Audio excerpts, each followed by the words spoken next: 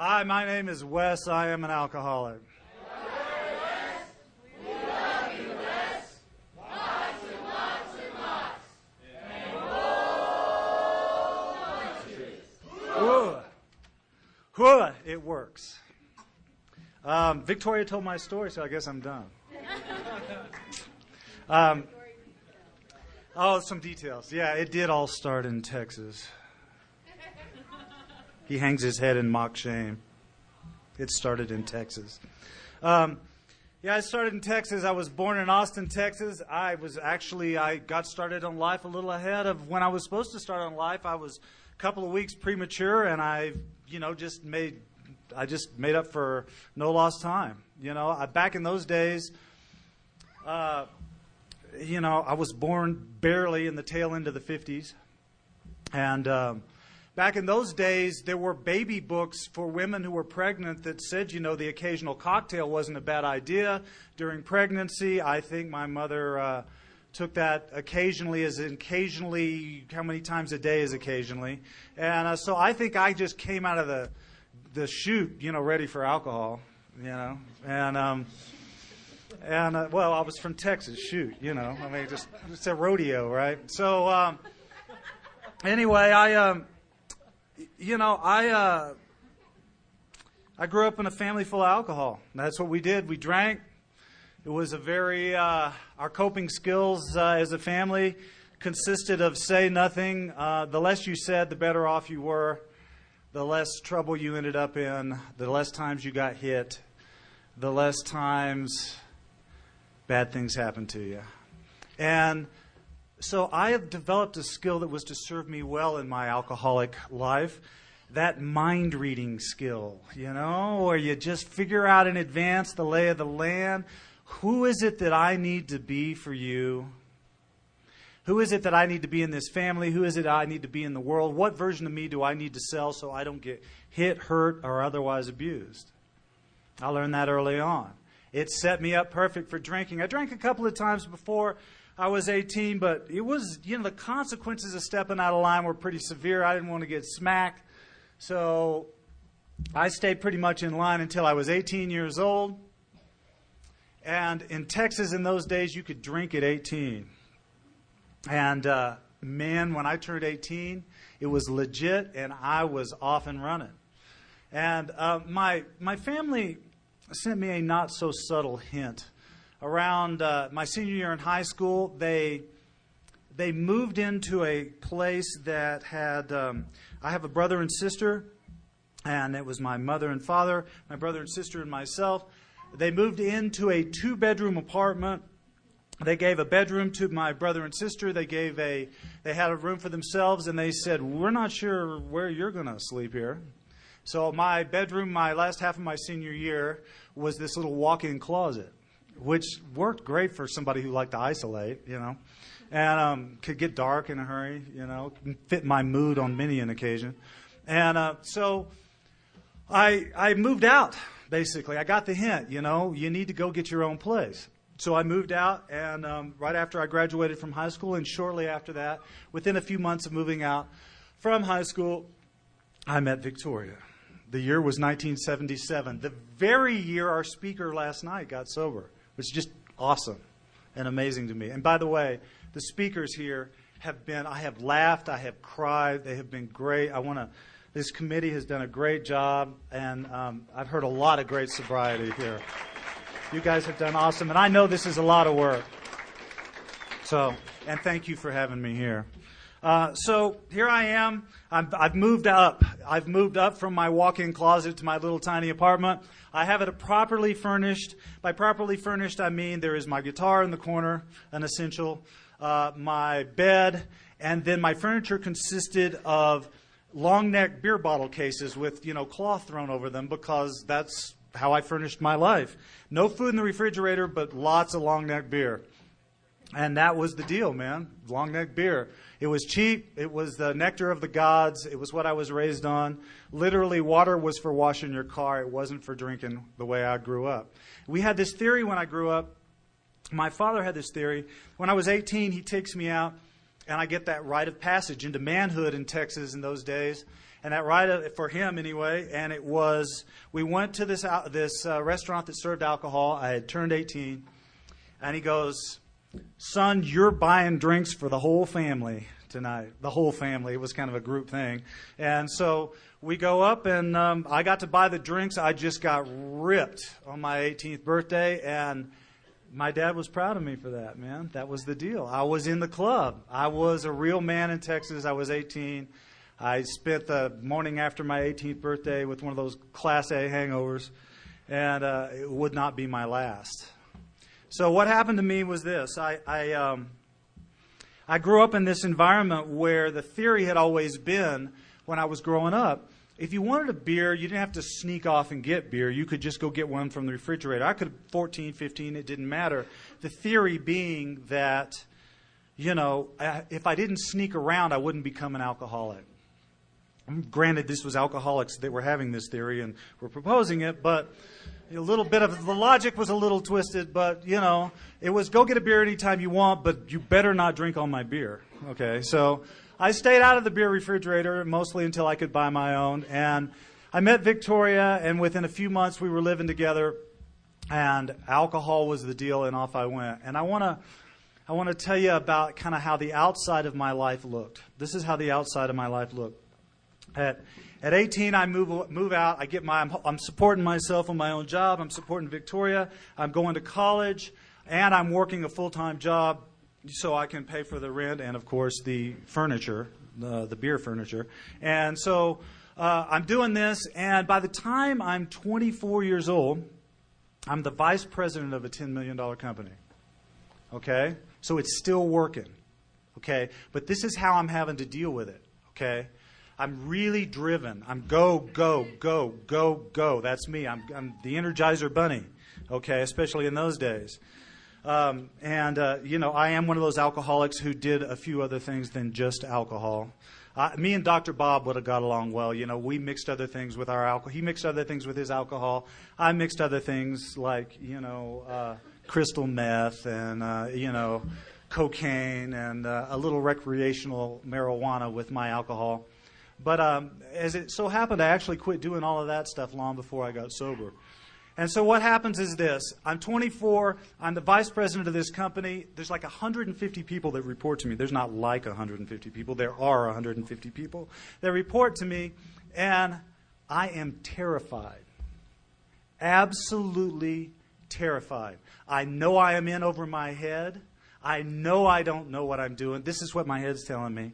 And so the only way I've got to deal with that I know, my coping skill, which has been my coping skill from, certainly 18 on, having discovered early in life that I seem to have been born without this layer of skin that everybody else seemed to have, and everything that came at me in the world just felt like pins and needles. Just extremely sensitive, man. The wind's blowing the wrong way. It's going to screw up my psyche.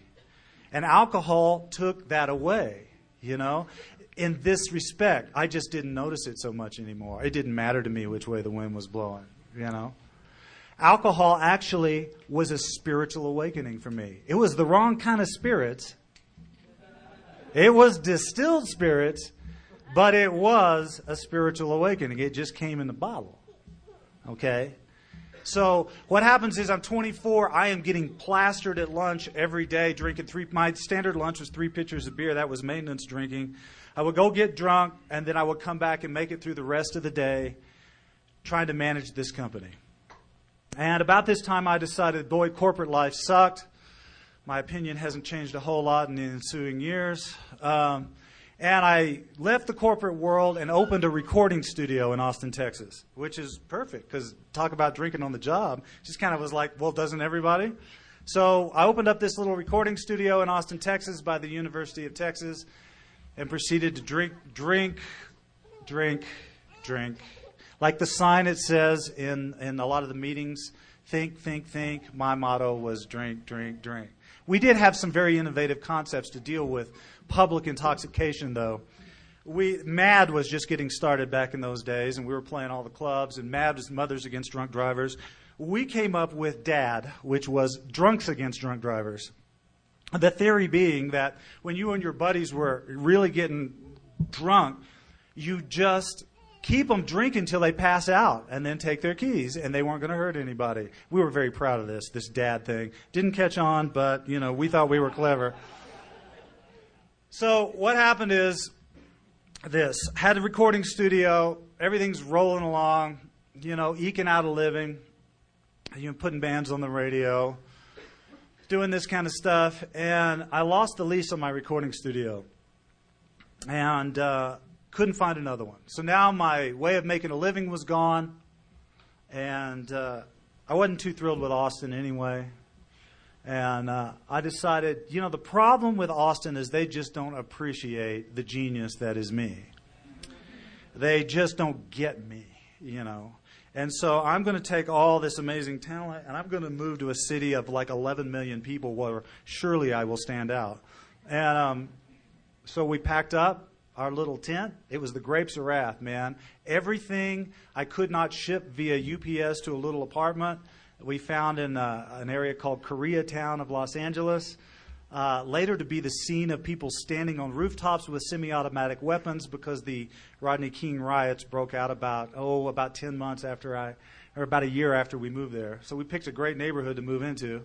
It's like everything we own packed and strapped on top of a van. Off we go to the promised land, Los Angeles, California, Get to Los Angeles, California. I'm still drinking. Los Angeles is a pretty good place to drink.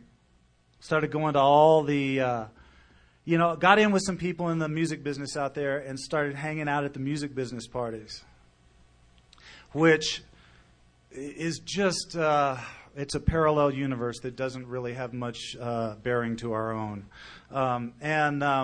It's a place where people do a lot of drugs, drink a lot, tell a lot of interesting stories to each other that nobody remembers the next Monday when you call to have that business conversation with your new best friend you'd made last Friday night. Come to think of it, that's just like the bars I drank in Texas, actually. So maybe it's not so different. Huh? So anyway, I go out there, I get involved in the music business, sort of, meaning I go to music business parties. I'm not really doing anything. My wife, in the meantime, goes out and gets a job. Now, she hadn't had a job in years. God bless this woman. She went out. She held down a job. And that job was to prove incredibly important in me getting sober. The magic of Alcoholics Anonymous was sneaking up on me, and I didn't know it.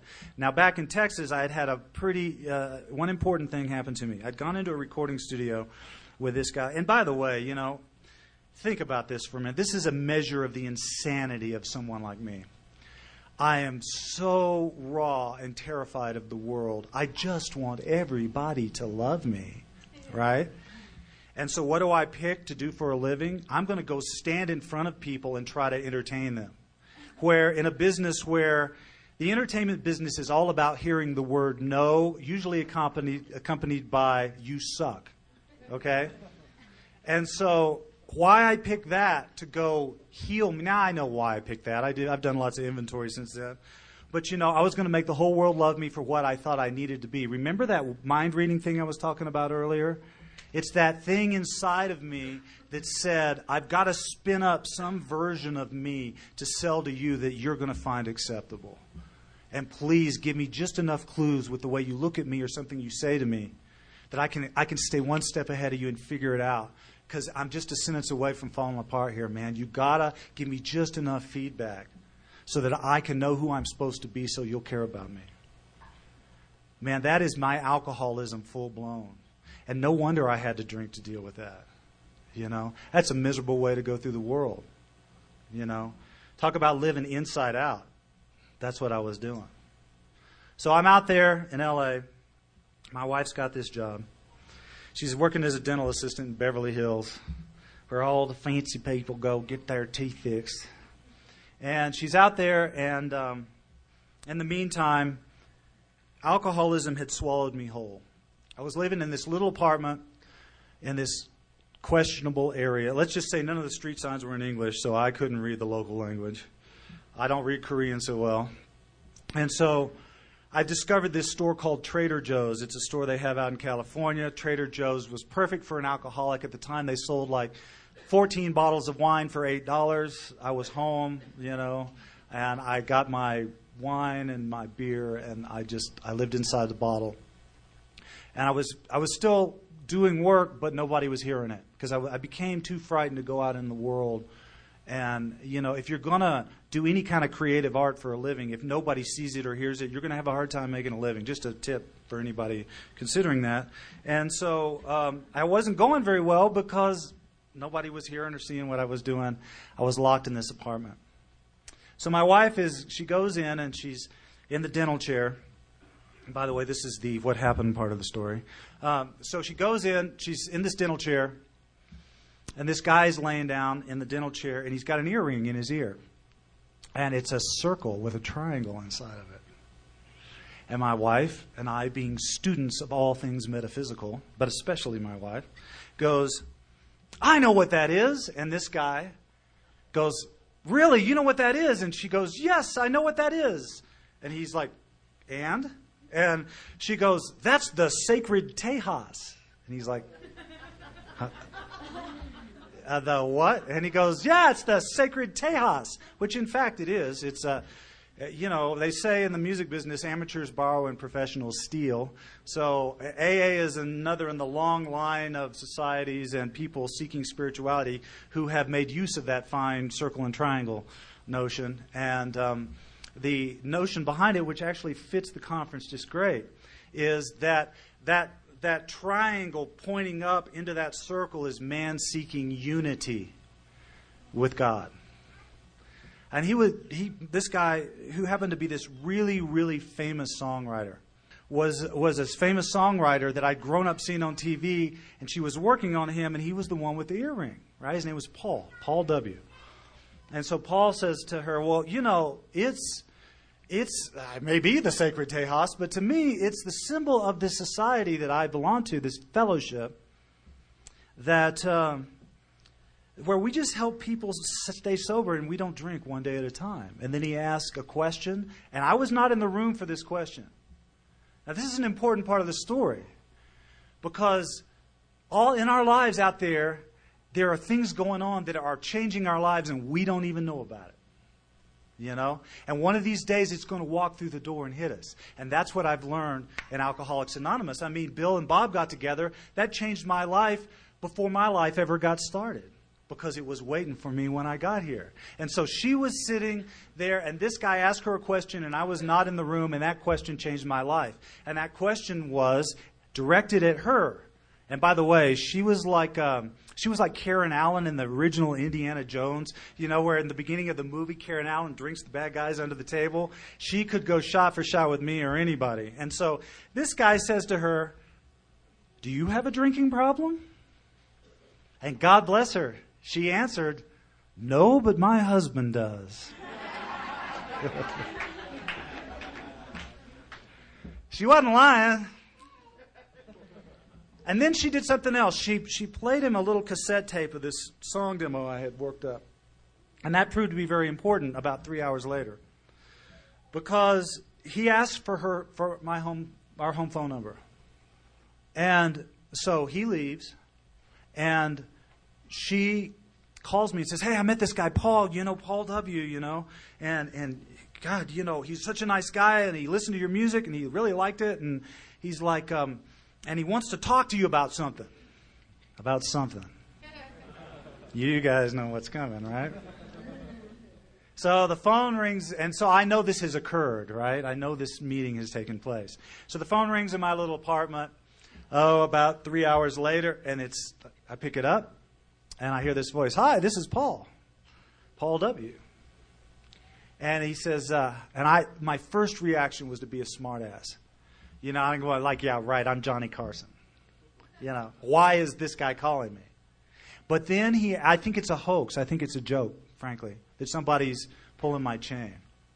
And this guy sings me a couple of the lines from that song that I'd written. And I knew that no one had heard that song except for my wife, and now this one person that she said she'd played it for. And so I knew it was really who she said it was. And he goes, I hear you're trying to stop drinking. He wasted no time. I hear you're trying to stop drinking. And I answered very honestly, well, I've stopped. because I had for that moment. See, I skip past this part, but about 4 or 5 years before I find myself in this room talking to this guy on the phone, I had started getting an inkling that something was terribly wrong with me. And I had tried to moderate and control my drinking like it talks about in the big book of Alcoholics Anonymous. I had tried that. I used to call them sobriety binges. I'd go, 3 weeks, 6 weeks, 8 weeks. I wouldn't drink. And when I wasn't drinking, I was thinking about drinking. And when I wasn't drinking, I was a miserable, angry, short-tempered, unpleasant human being. Okay? I have a name for that, not drinking and not really sober state. I call it Sobriety. You can get into that in recovery. I have experienced it. Not working steps, not going to meetings, not reaching out to other people, not being engaged actively, having my heart open to sobriety, living in the process of recovery. I'm in Sobriety. And it is not a nice place to be. So I'd had my little sobriety bouts, and I wasn't drinking. And he said, well, you going to meetings? And I go, what meetings? I didn't know anything about Alcoholics Anonymous. And he told me about these meetings. And he said, well, there's these meetings, and I'll tell you where one is. He said, there's one over here on Robertson Boulevard. It's in a place called the Log Cabin. And it's a log cabin. Now, I know here in Colorado, it's like, what's the big deal about a log cabin? It's like every 9 dirt roads, there's a log cabin. But in Los Angeles, log cabins are pretty rare, okay? Trust me on that one. Very rare. Only log cabin I know of is over here in West Los Angeles. It is an honest-to-God real log cabin, and it has been an Alcoholics Anonymous meeting for 20-some-odd years. If you're ever in West Los Angeles, 7:30 in the morning, 5 days a week, there is a meeting of a bunch of drunks gathering in a log cabin in Los Angeles, California, Monday through Friday. Just look for the log cabin on Robertson Boulevard, and you will be in the right place. So he tells me about this log cabin meeting, and he says, I got to go out of town, but I said, I'm not going to meetings. He goes, well, if you're staying sober and you're not going to meetings, I want to know. It was a trick. The guy tricked me. He goes, I want to know how you're staying sober and not going to meetings. So I'll tell you what, I'm going out of town for 30 days, and when I get back, let's meet. I'm thinking, wow, I get to meet this guy. And for some reason, I decided I would not drink for those 30 days. Those were the 30 longest, darkest days of my life. No alcohol, no meetings, no program, no clue that even such a thing existed. Sobriety. There I was. Sobriety. And so what happens is, I don't drink for 30 days, and I am a lunatic. And I have a moment that I'm not particularly proud of, but in the interest of really being honest so I never forget where I came from, I got to tell you this little bit of this story. My dear wife, who'd seen me through thick and thin, we've been together since 1977. This is 1991 now. She looks at me and she says, why don't you go to one of those meetings Paul told you about? And I sat there, no defensiveness in me, of course. And I said, in my spiritual largesse, spiritual giant I was well on my way to becoming, I said, if it'll get you off my ass, I'll go. Pretty gracious answer, huh? Just a prince among princes there. And so what happens is I get in my little beat-up van and I drive over to this place the next day. And I see all these people milling about with little styrofoam cups and cigarettes and, the coffee and the whole deal. And I had made a deal. I was a good deal maker. I had made a deal with myself. You guys know about that deal-making stuff, I bet. So I'd made a deal with myself that I would go up, stick my nose in the door, say I had been to the meeting, leave, and that would be that. And then that would settle this going to meetings nonsense. So as I walk up to the steps, literally my knees were shaking. I was scared. I had no idea of what. I was just scared. So of course, that's how it usually goes, right? It's because it's It's what we don't have any idea about that seems to scare us so much. So I'm wobbling over to the front steps of the log cabin there in Los Angeles, and this tall, skinny guy, who I later came to learn had never gotten more than like 4.5 minutes of continuous sobriety. This was in that 4-minute range. He reached down the steps to me and stuck out his hand, and he said, "Welcome." And it felt like he was pulling me up the steps of that meeting hall. And suddenly I'm standing in a room, and the room is about 2/3 this size. It's really big for a log cabin. I mean, I don't know how big the typical log cabin is, but, you know, it was a pretty good-sized room, and there's about 120 people in it at 7:30 in the morning. So they're pretty serious about what they're doing. They're all laughing and cutting up, and I walk through the door, and, of course, immediately I think every eye in the room is looking at me. And I walk over, and there's coffee, and thank God you didn't have to pay for it because I had like 8 cents in my pocket. And I get this cup of coffee, and I go sit down. And the magic of Alcoholics Anonymous got me. And here's what happened. It wasn't the 12 steps. They read them, because they read them at every meeting. But the 12 steps back in those first few hours and days of sobriety were like the Peanuts cartoons. You know how when the adults talk in the Peanuts cartoons, all you hear is wonk, wonk, wonk, wonk, wonk, wonk, wonk. Step 2, wonk, wonk, wonk, wonk, wonk, wonk, wonk. None of it made any sense to me. Okay? But there was this 6'3" tall, big, just super buff black guy at the podium who had been a Vietnam veteran, come out of Compton. Obviously my story. And he's talking about feeling like he'd been born without that extra layer of skin on him, and how sensitive he was to the world, and how scared everything made him, and how when he drank alcohol, it made that something he could deal with. And he told his story, and he told the truth about his heart. And he was me. And that saved my life. That is Alcoholics Anonymous. One drunk talking to another drunk coming straight from the heart, like I heard at 12:30 today.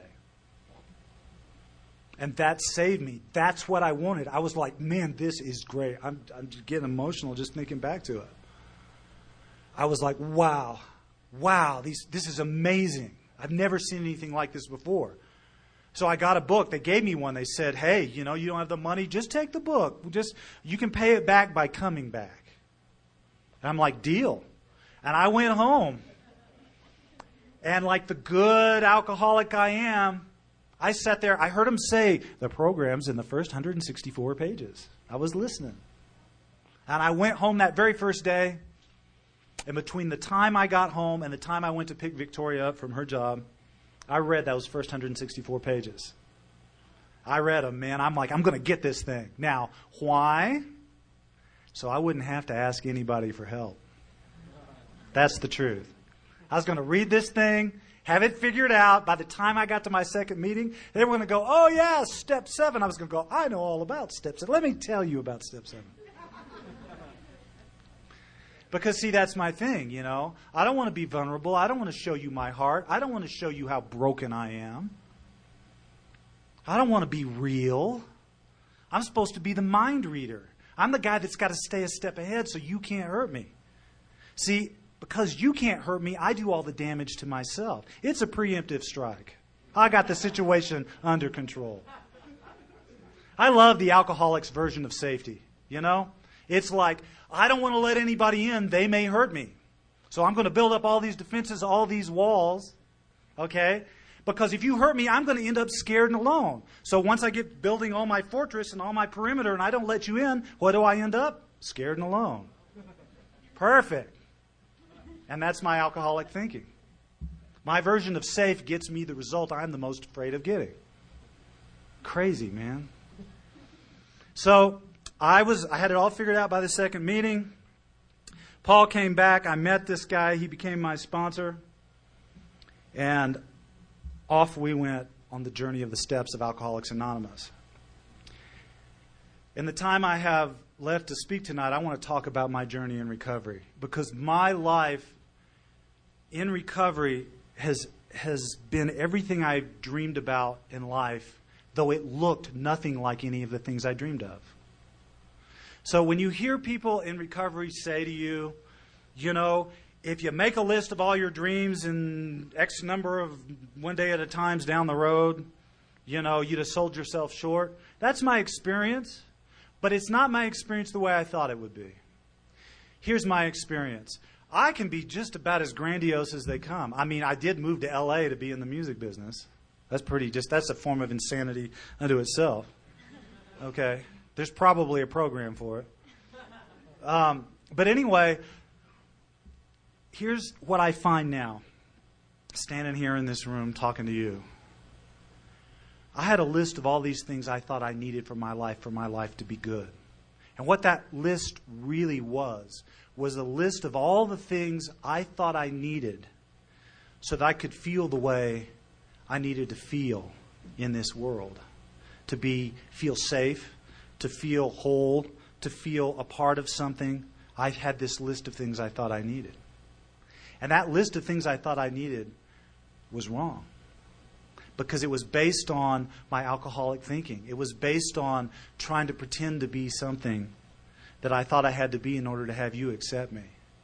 And what Alcoholics Anonymous has given me a life that feels on the inside like everything I dreamed about those outside things would bring. And the cool part of that is I don't have to worry about anybody taking that away. I don't have to worry about losing it.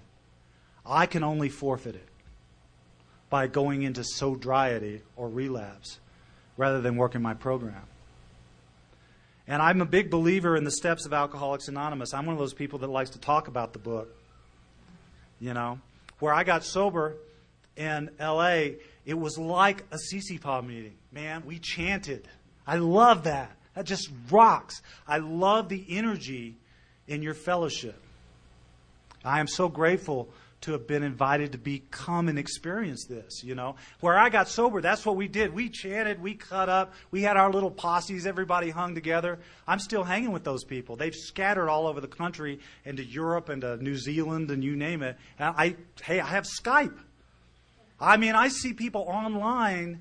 I'm still online face-to-face with people that I got sober with 16 years ago. We see each other I was sitting in my hotel room Skyping with a guy still sponsored in Los Angeles before I came over here. You know, technology is amazing. Technology, by the way, we wouldn't have AA if it wasn't for telephone. You know, Bill picked up a phone. You know, so now email, Skype, video conference, you name it, it's all fair game to me. Any way I can connect to you, any way our fellowship can be in touch with each other, that's just an extension of that telephone. The one that Bill picked up and called and found another alcoholic with. You know? So here's here's what I'm doing in my program. I don't want to go over, my God, you know, when you run long at a meeting, it stirs up a lot of bad feeling. I just don't want to do that. So I'm a big believer in living, what I call living in the steps. You know, and you hear all kinds of things in Alcoholics Anonymous. You know, I've been around meetings where they say, yeah, I worked a step a year. Man, if I'd have worked a step a year, I'd have been dead before I was 12 years sober. You know, I can't go that slow. I'm too sick. You know, I do this thing called making movies. Let's see if anybody else in here makes movies. Let's see. I start out the day, I'm feeling pretty good. I have a bad thought. Just comes into my head. I think something. Oh, shit. I'm happy now, but if that bad thing happens, of course it hasn't, but I'm thinking it, okay? Hadn't happened, well, I could end up homeless.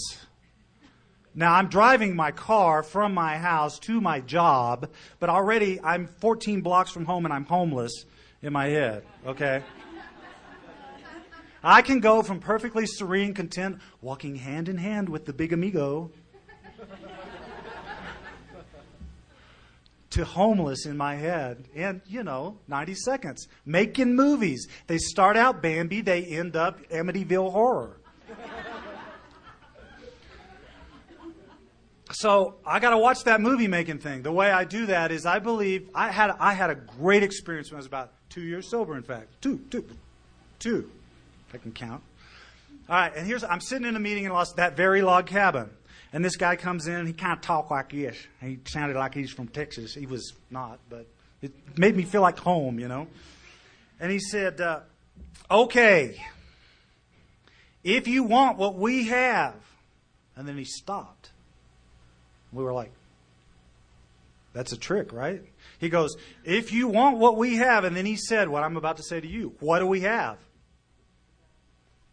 Same result, basically, that room gave. We all just kind of were like, oh, he's asking us a question. He said, if you want what we have. And then he pointed at that meeting. They had the 12 steps hanging on the wall. And he pointed at the 12th step, which this gentleman over here read. And he read it really, I was paying attention to how you read that. He said, having had, past tense, a spiritual awakening as the result of these steps. That's what we have. So he goes, I'm going to start over. If you want what we have. He was on that path. He goes, and you believe that sobriety is one day at a time, then you got to work all 12 steps every day. I just rocked my world, man. I'm sitting there, 2 years sober. I had finished my amends, which had taken me quite a while, you know. Amazing how few people were actually surprised to learn I was an alcoholic. It was a little disappointing. So anyway, he goes, you got to work all 12 steps every day. All 12 of them. He goes, now some of you are going to say that's 10, 11, and 12, and I'm cool with that. He said, but I think you ought to see if you can find a way to work all 12 steps every day. And I walked out of that meeting, my head was kind of spinning. I'm thinking, man, it took all these months to do the 9th step, and I'm not going to get a damn thing done with my day. I'm just going to be sitting there all day long trying to work these 12 steps. I mean, what about working for a living and stuff like that? So, you know, he just laughed, and he said, now, you know, let me know how that goes. And that set me on a mission. And I have a little routine that I do where I start at step 1 every morning. And I do this little routine where I'm on the 9th step before I leave my house as part of my morning meditation. And I sit there and I go, you know what? I am an alcoholic. And my life is unmanageable. I'm real clear on that. And I go, you know, I do believe a power greater than myself can restore me to sanity. See, I actually believed that back when I was drinking. I just didn't. I had the wrong higher power, you know, because when it comes to the 3rd step, that make that decision to turn our will and our lives over, I had been doing that for years before I got to the program of Alcoholics Anonymous. Here's how that used to look like. Geez, everything's screwed up. I feel miserable. Man, I'm just wretched. This sucks. Life sucks. I need to do something different. I know what I'll do. I will go get some alcohol. Okay? And in that moment, I had made a decision to turn my will and my life over to the care of something much more powerful than me, alcohol, that was going to solve my problem the way I felt. And you know, all the way over to the store to get my higher power, waiting there glistening on the shelf for my arrival, saying, hey, Wes, here I am waiting for you. I felt better. Now, I hadn't even cracked a beer cap yet, and I already felt a sense of relief from having made a decision to turn my will and my life over. I was picking the wrong higher power. But you know what? When I understood that, it gave me tremendous freedom in Alcoholics Anonymous, because I was worried about that 3rd step thing. And then I realized, you know, I already know how to do this. I just need a different higher power than alcohol.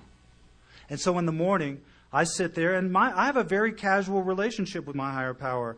You know, I am very respectful of all faiths. In fact, in my 2nd year of sobriety, I was adopted by these Navajo guys, and I spent about 8.5, 9 years traveling around to reservations and doing ceremonies and learning to do what they do, and they really helped my spiritual path. They really helped me connect to a feeling of being part of everything. And they loved AA. In fact, the guy that taught me wouldn't even take anybody on as an apprentice unless they were in a 12-step program.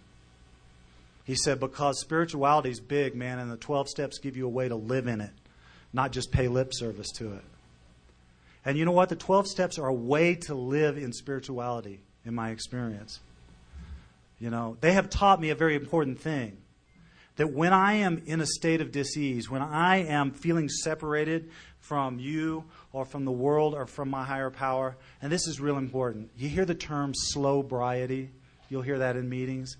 And what people with some one days at a time are talking about, and we've heard it expressed really well in this conference, is that by living one day at a time, sober over a long period of time, you get an experience of sobriety that really starts to resonate in your life, you know. When you're newly sober, you got to take everybody else's word for this thing that it's going to work.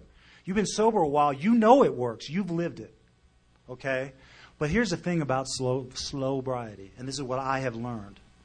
I am only one thought away from my higher power. And nothing changes faster than a thought. So if you are feeling disconnected, if you are feeling somehow apart from, or if you are feeling like this higher power thing, there's no space for you there, I suggest the tool of inventory. Once a sponsor has taught you how to do that, where you look at your life and identify that thought you're holding in your head that is blocking you from that higher power that's greater than you. You're only one thought away. You want to get connected? It's that fast, man. That fast. Sobriety lives in that space right there, in the right now. That's what I've learned. And by living in the steps, I do an inventory every morning. I look at my life. Usually it's 5:30 in the morning, so the only part of the fifth step I don't do at that moment is talk to another alcoholic about it. The sixth step, I look at my shortcomings. I look at the crazy things I'm holding on to, attitudes, ideas that are separating me from that higher power. And I have a real willingness to change, and I ask God to change those things. And then I look at the eighth step every morning and I say, who is the Wes I'm supposed to go out there and be today? Okay, that's my amends list. I've got a version of me I'm supposed to give to you. See, because the whole deal of what's God's will, you hear that a lot in meetings too. What's God's will? Well, there's first clue is God's will is what happens. Okay. Second, it's in the big book. It's in the big book. It says, when I do my third step, I'm asking for this relief of the bondage of self so that I can be of maximum service to you guys, to God and my fellows. That's God's will for me. How I go about doing that, what I do for a living, whether I play a guitar for you or do something else, it doesn't really matter. If I'm being of service with that, and if I'm helping other alcoholics, I'm in God's will for me. God doesn't care about the box I put it in. God is not concerned with whether I put my service in a blue box, a green box, a guitar box, a computer helper box. It doesn't matter. Be a love and service. That's God's will for me. It's real simple. And so when I have the version of me I'm supposed to be, I go out the door to my office, the one where I sometimes have those little movie-making episodes, where I go out that door and I go, you know, this is the Wes I'm going to go be today. Okay? This is the Wes that's going to be of love and service. And then the 10th step, I call that the pay attention step. As I'm going through the day, when I start to drift away from that version of me I set out that day to be, I stop immediately, just like it says. You know? I'm drifting off of that love and service guy. I stop. I go, turn to my 11th step and say, God, I know your will for me is to be a love and service. Help me get back on track here. If I've done any harm drifting off track, help me get back on track. And I know what to do, you know. Just get the big E ego out of the way, put the little e ego back in its place. Little e ego is okay. It's the one that makes me want to be the best version of me I can be. Big E ego, that's the one that leaves no room for anything but me. Small universe, that. So then I make a point to be of love and service every day. Help another alcoholic. I talk to him all day long. Be of service in my life. Practice these principles in all my affairs. The people I work with, that's an opportunity to be of service. Lots of opportunity to practice patience and tolerance. You know. Practice the principles that you guys have taught me so I can stay sober and live this sober life of peace. You guys have taught me what love is. Okay? And I've learned, whether it's in relationships, love is basically a series of contrary actions. This is what I've learned. Listen when you want to talk. Give when you want to take. Stay when you want to run.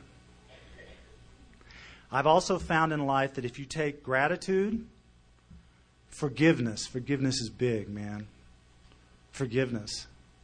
Okay? Gratitude, forgiveness, and compassion. You mix those three things together, you give them away to people, that's love. It works. I learned it here. I have a friend of mine who was in the real mafia that got sober. They actually let him walk out of the real mafia. He worked for a guy named Sammy the Bull. Sammy the Bull said, "You are so sick that if you ever relapse, you don't have to worry about killing yourself because I'll do it for you." This guy I know from L.A., Greg L., he calls this the mafia of love. One of the last things I want to say about this is, and this is real important to me, I was a wreck. You know, I was a real wreck when I came to Alcoholics Anonymous. I mean, I firmly believe that if Humpty Dumpty had found Alcoholics Anonymous, they would have been able to put him back together.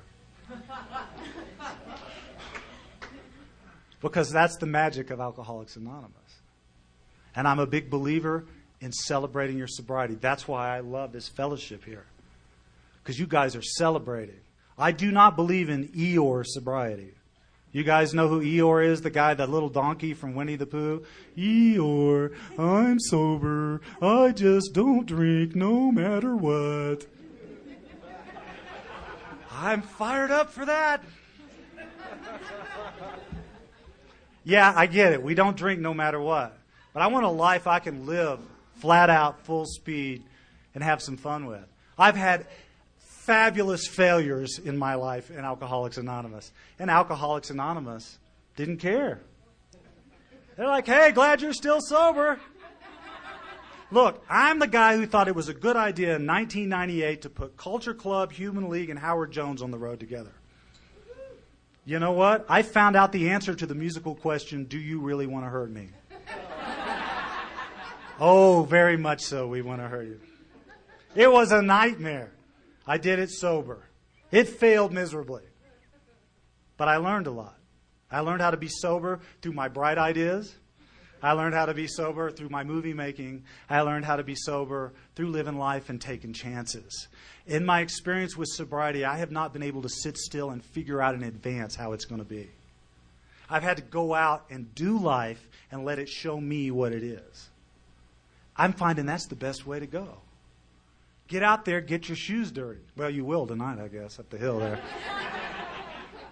Talk about an opportunity to match calamity with serenity here. You know, we've got it with this. Alcoholics Anonymous, in closing, I want to say this. Alcoholics Anonymous, my sponsor accuses me of speaking in bumper stickers. And one of the bumper stickers I speak in is this: there is no healing without safety. Okay, my other bumper sticker, you're only one thought away from your higher power.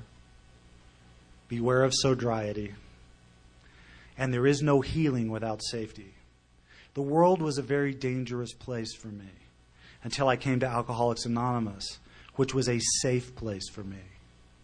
A place where I could screw up, a place where I could learn how to be a human being, a place where I could walk around with all that raw skin exposed. And you guys were okay with that. You knew you had been there as well. And you gave me a way to function in the world. We have to keep these rooms safe.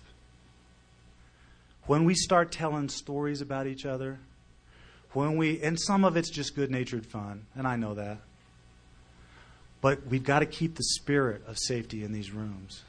This is life or death. You know, I was taught when I got sober, get a suit. You'll need it for weddings and funerals. You'll go to a lot of them in Alcoholics Anonymous. You know, I've seen some good people fall by the wayside. I hope years from now, I come to a CCPAW meeting and everybody in this room is there and still sober. That would be awesome. It's also completely possible. I don't believe in statistics. I believe in the power of a relationship with a power greater than yourself that helps you stay sober one day at a time, the way it helps me stay sober one day at a time. And there are no statistics that mean shit about that. That's me and my higher power, you and your higher power, these 12 steps, the 12 traditions. They work. We got to show up for them. I want to leave you with a prayer. When I went out, all those years, I went out and did ceremony. And I did all these different ceremonies because I was seeking that spiritual experience. And I went to the Joshua Tree Desert and sat out there for days on end with no food or water. And I went to the Oregon Desert and I sun danced with the Shoshone. And I did all these spiritual warrior things. And you know what? They were a really good thing for me to do. They taught me a lot. But I also now see that I can get to those same places working the steps and sharing my heart and the spirit of who I really am with another alcoholic. And so I learned this great prayer, and I want to share it with you. In the ways of the Indians that I was taught, there's a thing called walking in beauty. Okay? And when you walk in beauty, it means this. It means every human being has these 4 elements. We have our mind, our intellect. You know, the movie-making thing, right? With all those bright ideas. But it's also a healthy part of who we are. And then we have our emotions, right? What we feel. And then we have our bodies, our physical bodies. And we have our spirit. And we are all those 4 things. And they make a circle, a wheel of life. And what we're trying to do as human beings and as sober alcoholics is be right in the middle of that circle. Think about a wheel on a car or on a bicycle or something. If you take the hub of that wheel and you put it right in the center, man, that wheel rolls down the road nice and smooth. You move that hub off center just a little bit, and suddenly it's whop, whop, whop, whop, whop, whop. It's all out of balance going down the road. Okay? And that's my life. If I don't stay in the center of all 4 of those things that I am, my mind, my emotions, my body, and my spirit, I get off center and I wobble down the road. So to stay in the center of the wheel is to walk in beauty. So this is my deepest prayer for everybody here. As you leave this sacred and holy place, may beauty walk before you. May beauty walk beside you. May beauty walk above you and below you. When you touch, may you touch with beauty. And may you always leave beauty in your trail. Thanks for letting me share.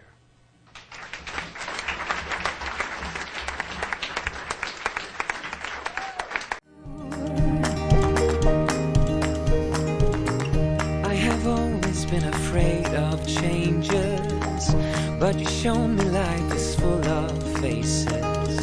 Sometimes clouds got in our favorite places, but we were young and unaware.